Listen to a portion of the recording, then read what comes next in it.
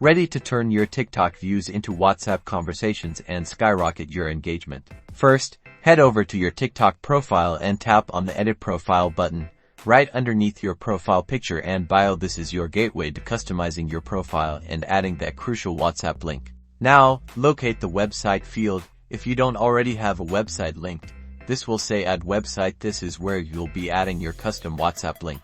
Here's the magic trick. You'll create a direct link to your WhatsApp. The format is simple. Type HTTPS, WAME, followed immediately by your full phone number, including your country code but without any plus signs, spaces, dashes, or parentheses. For example, if your number is 15,551,234,567, your link would be https://wame/15551234567. Paste or type that link into the website field. Double check for any typos. A single mistake can break the link. Once you're confident it's correct, tap on the Save button in the top right corner. Now, when creating your TikTok videos, add a text overlay encouraging viewers to tap the link in bio to chat on WhatsApp.